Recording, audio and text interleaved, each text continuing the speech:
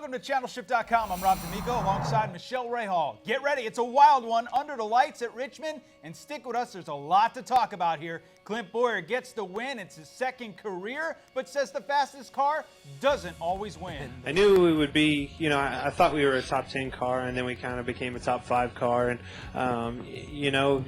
you're not always, the fastest car doesn't always win, and that was certainly the case of the BB&T Chevrolet. Hamlin, who dominated the race, led 381 laps. He had a flat right front tire, handing the lead to Dale Jr., sending the crowd into a frenzy. Junior! I mean, Denny must have had a set of Tony Stewart Goodyear specials. Oh, man, can you imagine that? He gets the crappy tires. Well, after all those laps that the guy led, he has that flat. I mean, he's got to be trying to stab himself with the sharpest thing that he could find in the car. All right, the end of the race saw most of the action, and the biggest moment was Kyle Busch, who was running second, takes out the leader. Guess who? It's blasphemy.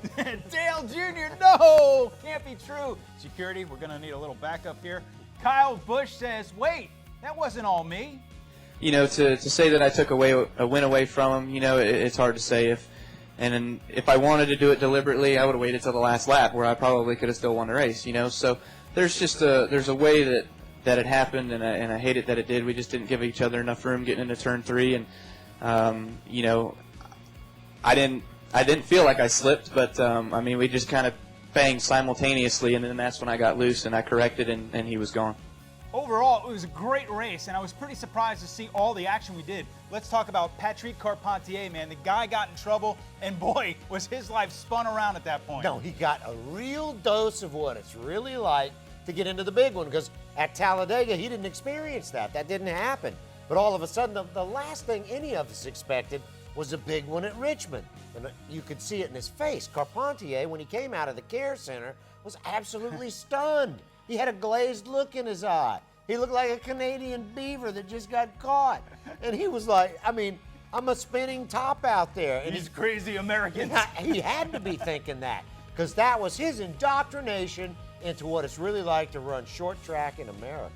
You and I talked about pit road safety and the troubles that we've seen in the last couple weeks. Tony Stewart hit his own guy, Jason Lee, who is the jackman for his team, and really sent him onto the hood, into the windshield. And guess what? Jason Lee got right back up, grabbed the jack, and pumped that car right back up. It shows you just how professional that these teams have become.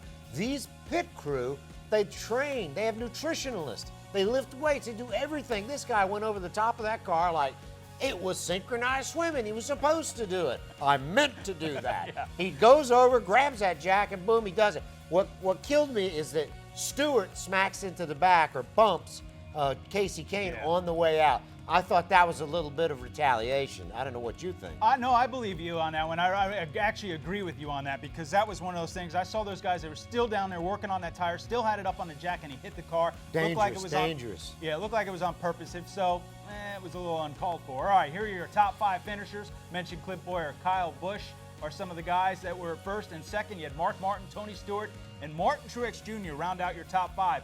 Top 5 in Sprint Cup points, Kyle Busch now over top of Jeff Burton, Dale Jr., Clint Bowyer, and Kevin Harvick. That's pretty strong. Well, Harvick, it was one of those things where everything changed. In that one accident, the point system completely changed. This wasn't the only trouble Kyle Busch saw this weekend.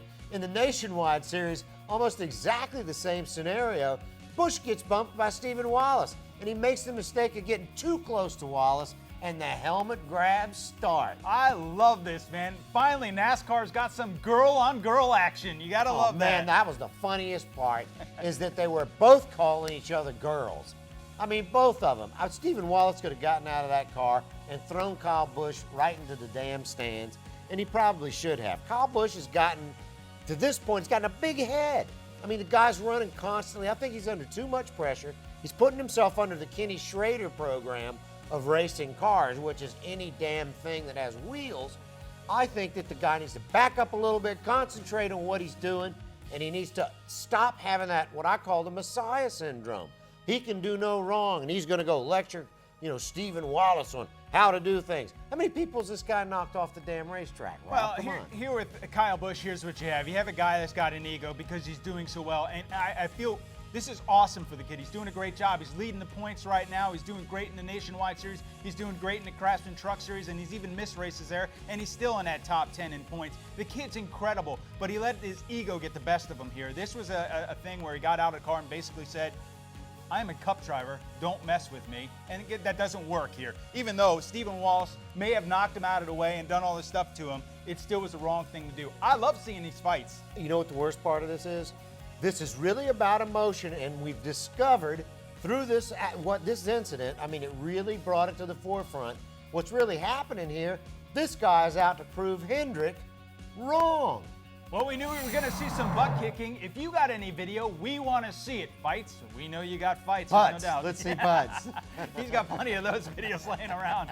All you got to do is log on to channelshift.com, hit the upload button. Don't forget to tell a friend, because we've been getting some great video from you guys out there, and we appreciate it. For Michele Real, I'm Rob D'Amico. Thanks for watching.